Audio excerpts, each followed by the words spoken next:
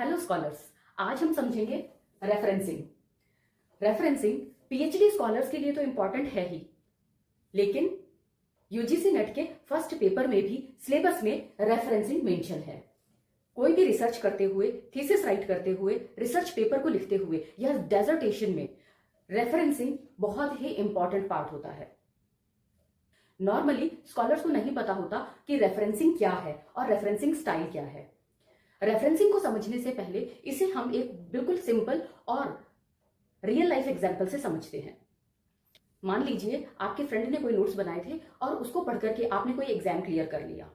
अब यदि आपसे कोई पूछता है कि आपने कौन से नोट्स पढ़े थे और वो कहाँ से मिले आपको, और आप ये कहते हैं कि वो नोट्स जो हैं मैंने खुद ने बनाए थे, तो एथिकली ये सही नहीं होगा।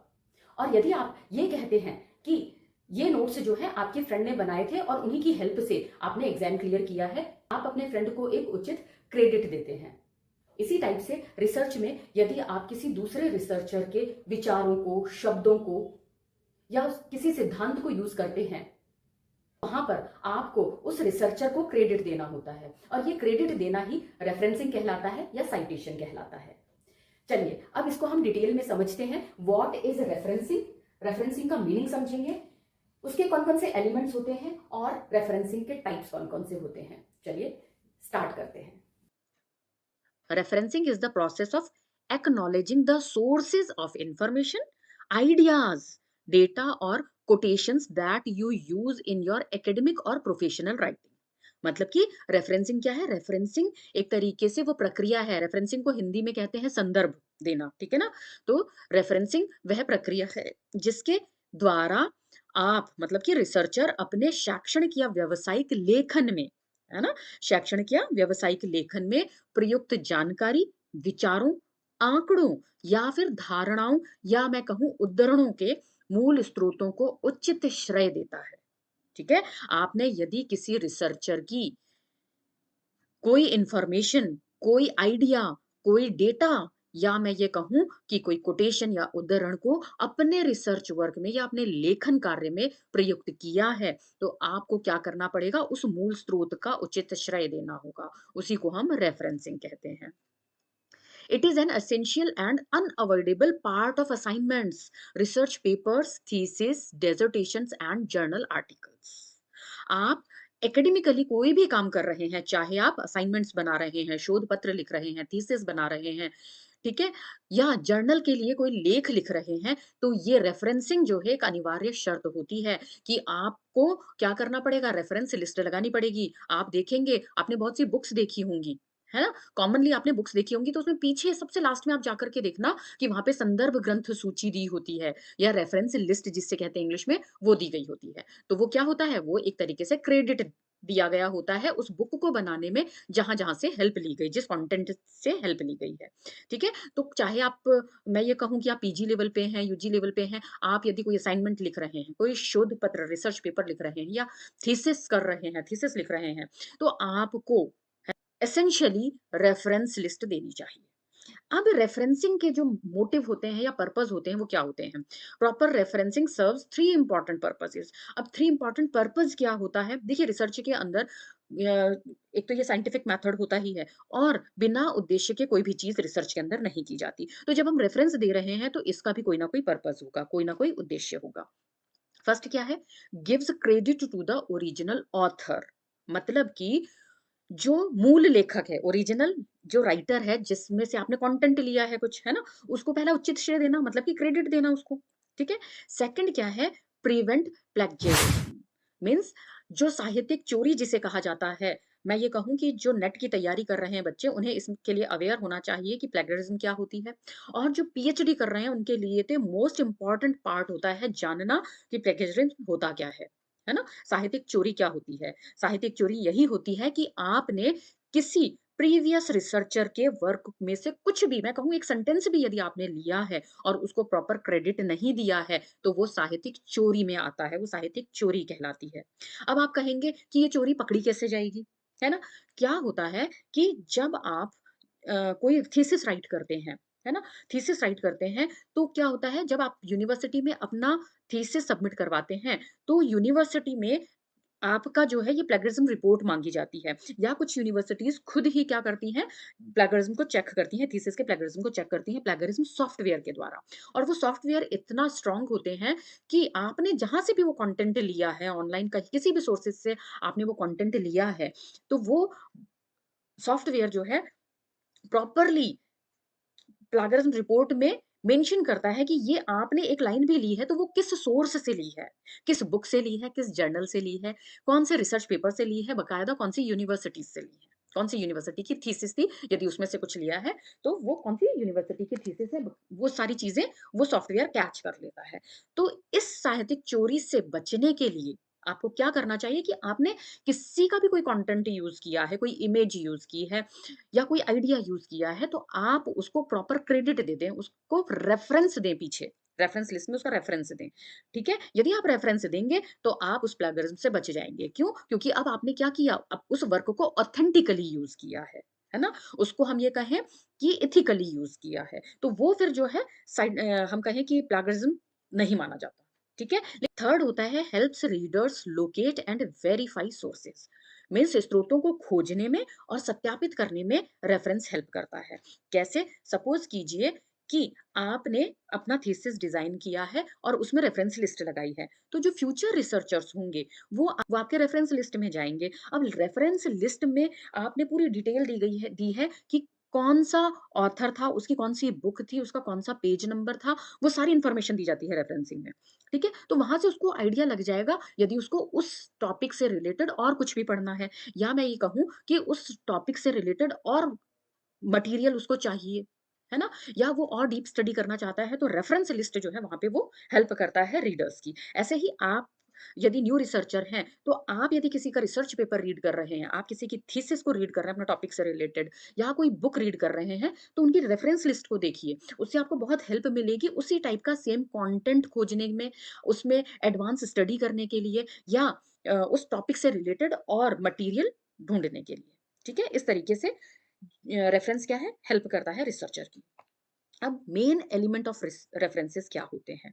बहुत इंपॉर्टेंट पार्ट है। देखिए, मैं जैसे कहती हूँ कि रिसर्च के अंदर सारी चीज़ें साइंटिफिक होती हैं। तो जब हम रेफरेंस की बात करते हैं ना, तो रेफरेंस भी साइंटिफिकली लिखा जाता है।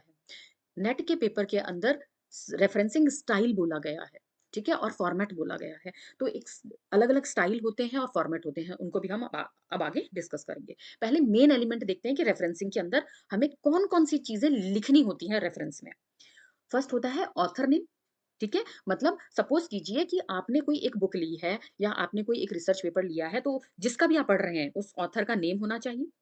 टाइटल, वो बुक का क्या टाइटल है, या मैं कहूँ उस टॉपिक का क्या टाइटल है, या ये कहूँ कि जो रिसर्च पेपर है उसका क्या टाइटल है, वो टाइटल मेंशन करना होता है आपको अपने रेफरेंस में। सोर्सेज़ या वेन्यू मीन्स वो किस सोर्स से ली गई है, कोई जर्नल से लिया गया है, कॉन्फ्रेंस से लिया गया है, या किसी वेबसाइट से लिया है आपने, उसकी डिटेल। वॉल्यूम, यदि आपने कोई जर्नल लिया है, कोई बुक्स के भी कई वॉल्यूम्स निकलते हैं, तो वॉल्यूम, इश्यू एंड एडिशन, ये जर्नल्स एंड बुक्स के न रेफरेंस में कहा गया है कि उसमें कोई वॉल्यूम दिया गया है, इश्यू दिया गया है और एडिशन, है ना? इसको भी अभी हम समझेंगे कि क्या होती हैं ये volume, issue and editions. Next है पब्लिकेशन ईयर और डेट, ठीक है? पब्लिकेशन ईयर इम्पोर्टेंट होता है कि कब वो पब्लिश हुआ है ना? और यदि आपने कोई न्यूज़पेपर से कोई आपने कोई इन्फॉर्मेशन ली है, तो वहाँ पर आपको डेट देनी कंपल्सरी होती है, नहीं तो अदरवाइज़ आपको डेट देने की ज़रूरत नहीं होती। नेक्स्ट है पेज नंबर्स, ठीक है? वो जो भी आपने कंटेंट लिया है, वो कौन से पेज नंबर पे था। प्लेस ऑफ पब्लिकेशंस, है ना? ये भी दी जा सकती है। सोर्स कौन है? इंस्टीट्यूशन है या कोई पब्लिशर है। यूआरएल वेबसाइट का दिया जाता है। डीओआई डिजिटल ऑब्जेक्ट आइडेंटिफायर, आजकल आप देखेंगे कि जब आप कोई रिसर्च पेपर पढ़ेंगे ना, तो वहाँ पे डीओआई दिया हुआ होगा। उसको क्लिक करते ही आप उस रिसर्च पेपर पे चले जाते हैं। तो वो डीओआई की इन्फॉर्मेशन दी गई है यदि, तो आपको देनी चाहिए। Next access and retrieval date, ठीक है? ये भी वेबसाइट और उससे रिलेटेड है, यदि ये दिया गया है, तो आपको मेंशन करना चाहिए। इसीलिए यहाँ पे मैंने एक आपको हाइलाइट दिया है कि यदि सभी रेफरेंसेस में, है ना? मतलब कि सभी रेफरेंसेस में ये जो ऊपर जितने भी 11 एलिमेंट्स बताए गए हैं, ये ज़रूरी नहीं है कि सभी में दिए जाएँ। किसी में कुछ दिया जाता है और किसी में कुछ दिया जाता है। वो डिपेंड करता है कि रेफरेंसिंग स्टाइल और सोर्स टाइप क्या है, उसके अनुसार ये बदलते रहते हैं। यहाँ पर मैंने आपको एक रिसर्च पेपर शो किया है, जिससे कि आपको एक आइडिया लग जाएगा कि एक रिसर्च पेपर का है ना? बुक्स का भी इसी टाइप से दिया जाता है, बुक्स का तो बहुत ईज़ी होता है। जहाँ रिसर्चर को प्रॉब्लम आती है, वो है रिसर्च पेपर का साइटेशन कैसे दें। तो रिसर्च पेपर यहाँ पे मैं एक शो किया है, इसका हम साइटेशन कैसे देते हैं? अब देखिए यहाँ पे मैंने क्या एलिमेंट्स बताए थे, ऑथर नेम, ये रहा ऑथर नेम। यदि 2 ऑथर्स हैं तो 2 ऑथर्स के नेम, है ना? 2 से ज़्यादा हैं तो एट ऑल लगा देते हैं हम, ठीक है? टाइटल की बात करें तो ये रहा टाइटल, ठीक है? सोर्स की बात करें जर्नल, तो ये जो ऊपर इन्फॉर्मेशन है ये पूरी जर्नल की डिटेल है, ठीक है? ये जर्नल है the Asian Thinker. Volume, issue and edition. यहाँ पे आप देखेंगे, यहाँ आपको इश्यू दिख रहा है 28, ये आपको ईयर दिख रहा है 7 एंड वॉल्यूम 4। यहाँ वॉल्यूम 4 है तो आप 4 मेंशन करेंगे, इश्यू 28 है, 28 को मेंशन करेंगे। मतलब कि इस जर्नल के इतने वॉल्यूम निकल चुके हैं और इतने इश्यू। तो ये जो रिसर्च पेपर जिसमें पब्लिश हुआ है, जिसका कंटेंट हमने उठाया, सपोज कीजिए इसका कंटेंट हमने उठाया है, तो ये किसमें है? ये द एशियन थिंकर में है, वॉल्यूम इसका 4 है, इश्यू इसका 28 है और जर्नल का नाम ये है, ठीक है? अब पब्लिकेशन ईयर, ईयर आप देखेंगे यहाँ पे दिया हुआ है, अक्टूबर से दिसंबर 2025, ठीक है? पेज नंबर की हम बात करें, यहाँ पे मैंने स्क्रीनशॉट ये शॉर्ट लगाया हुआ है, लेकिन आपको यहाँ जब आप रिसर्च पेपर को देखेंगे या बुक को भी देखेंगे तो उसमें पेज नंबर होते हैं। कोई भी जर्नल, प्लेस ऑफ पब्लिकेशन, यहाँ पे रिसर्च जर्नल के अंदर प्लेस ऑफ पब्लिकेशन देने की जरूरत नहीं होती जब हम इसका रेफरेंस देते हैं। यूआरएल, यूआरएल यदि वेबसाइट का दिया गया है तो आप दे सकते हैं, ठीक है? मेल आईडी देने की जरूरत नहीं है, यूआरएल दे सकते हैं। डीयूआई, यहाँ पे डीयूआई मेंशन नहीं है तो भी जरूरत नहीं है, नहीं दिया हुआ है तो, ठीक है? और एसएसएन रिट्राइवल डेट यदि नहीं दी गई है तो कोई जरूरत नहीं है। तो भी राइटर होगा ही होगा, पब्लिशर होगा वहां पर, है ना? यहाँ पे जैसे जर्नल का नेम है तो वहां पे हो सकता है बुक का नेम हो, राइटर का नेम होगा, पब्लिशर होगा। जैसे ही बुक को आप खोलेंगे तो उसके जो स्टार्टिंग का जो पेज होता है उसपे सारी इन्फॉर्मेशन दी गई होती है, या बुक का जो लास्ट, एक तो फ्रंट पेज होता है, बिल्कुल लास्ट में जो हार्ड बाइंड जो होता है उसमें भी कई बार डिटेल्स दी गई होती है, तो वहां से आप डिटेल्स ले सकते हैं। अब देखिए, यहाँ पे मैंने इसी रिसर्च पेपर का रेफरेंस कैसे लिखेंगे उसका एक एग्जाम्पल दिया है, इसको हम डिटेल में समझेंगे। यहाँ एक शॉर्ट एग्जाम्पल दिया है, खत्री, मीना खत्री है, यहाँ पे खत्री लिखा गया है। ये क्यों लिखा गया है ये अभी नेक्स्ट हम जो स्लाइड देखेंगे उसमें समझेंगे स्टाइल में, ठीक है? यहाँ एंड शर्मा, क्योंकि दूसरा जो है वो कौन है? मृदुला शर्मा है, तो शर्मा एम 2025, ये रहा 2025, भारतीय षड दर्शनों के शैक्षिक आधारों का विश्लेषणात्मक अध्ययन, ये टॉपिक हो गया। द एशियन थिंकर, ये जर्नल का नेम हो गया। ये 4 जो है ये क्या है यहाँ पे? ये 4 वॉल्यूम है, ठीक है? ऐसे लिखा जाता है। इश्यू जो होता है वो हमेशा ब्रैकेट में आता है, ठीक है? और ये पेज नंबर है, इस पेज नंबर पे ये आपको रिसर्च पेपर आप ऑनलाइन सर्च करेंगे तो आपको मिलेगा भी, ठीक है? अब मैं एक इंपॉर्टेंट चीज यहाँ पे बता दूं कि जब हम रेफरेंस लिखते हैं किसी भी स्टाइल में, अभी हम नेक्स्ट स्टाइल पे आएंगे कि रेफरेंसेस कैसे लिखे जाते हैं, लेकिन हम कोई भी स्टाइल यूज करें रेफरेंसिंग का, यहाँ पे आपको ध्यान रखने वाली ये बात है कि हमेशा जब रेफरेंस लिखे जाते हैं तो सर नेम जो है रिसर्चर का लिखा जाता है और उसका जो मेन नेम होता है उसका सिर्फ फर्स्ट इनिशियल लिखा जाता है। मीना का एम है इसीलिए यहाँ एम आया है, मृदुला का एम है इसीलिए यहाँ एम आया है, और सरनेम को मेंशन किया है। सरनेम मेन बॉडी के रूप में रखा जाता है, ठीक है? अब आते हैं हम रेफरेंसिंग स्टाइल पर।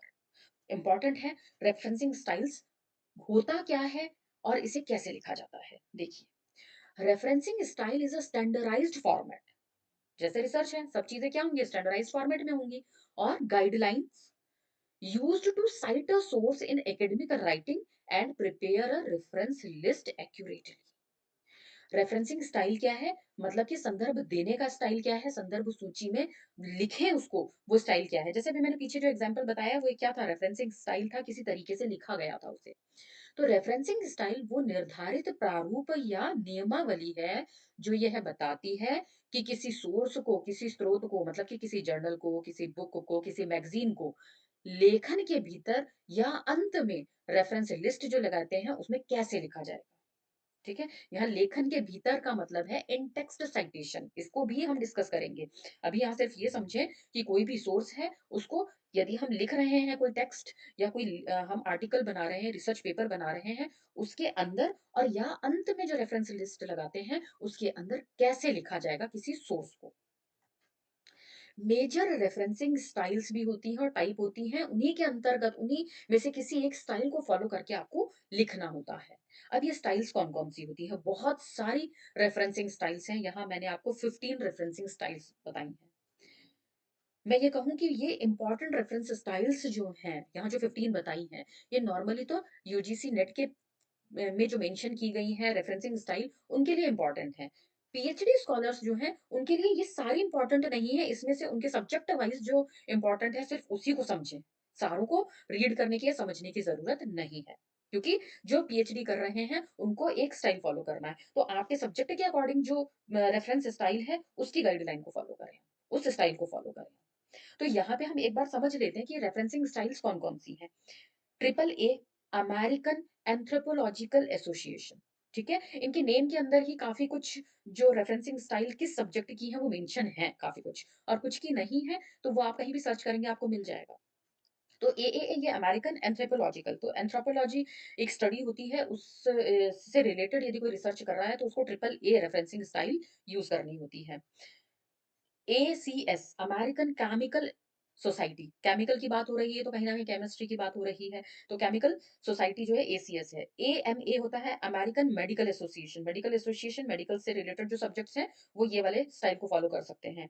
APA American American psychological association, ठीक है? साइकोलॉजी से रिलेटेड एपीएस स्टाइल को यूज़ करते हैं। एपीएसए अमेरिकन पॉलिटिकल साइंस एसोसिएशन तो पॉलिटिकल साइंस के स्टूडेंट्स एपीएसए को यूज़ करेंगे।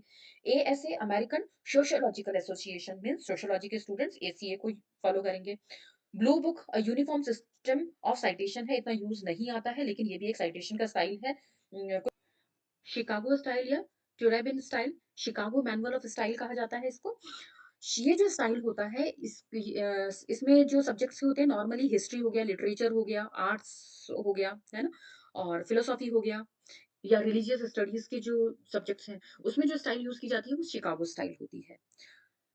CSE council of science editors science के स्टूडेंट्स या सॉरी साइंस के सब्जेक्ट्स में सीएसई भी यूज़ किया जा सकता है। हार्वर्ड रेफरेंसिंग स्टाइल में नॉर्मली जैसे कि हम एजुकेशन, सोशियोलॉजी, है ना? जो एपीए को यूज़ करते हैं ना ज़्यादातर, वो कई बार हार्वर्ड रेफरेंसिंग स्टाइल को भी यूज़ करते हैं क्योंकि दोनों बहुत ही सिमिलर होते हैं।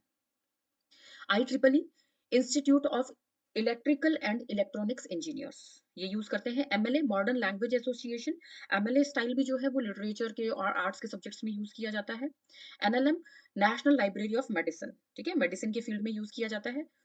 ऑस्कोला Oxford standard for the citation of legal authorities, है ना? लीगल स्टडीज़ में इसको यूज़ किया जाता है और Vancouver referencing style normally medicine, nursing, pharmacy, है ना? जो मेडिकल के जो सब्जेक्ट्स हैं, उनमें वैंकूवर रेफरेंसिंग स्टाइल को यूज़ किया जा सकता है। नेक्स्ट, यहाँ पे ये मेजर रेफरेंसिंग स्टाइल जो 15 है, उनको यहाँ पे मैंने मेंशन किया है। अब इन स्टाइल्स को लिखा कैसे जाता है? ये स्टाइल तो हमने पढ़ ली कि ये होती हैं। थोड़ा बहुत इन स्टाइल्स में चेंज होता है और ये नए-नए स्टाइल्स बन गए हैं। ठीक है? तो उन स्टाइल्स में से हम इम्पोर्टेंट 6 स्टाइल्स को रेफरेंसिंग स्टाइल्स को कि कैसे लिखा जाता है, उनको समझेंगे।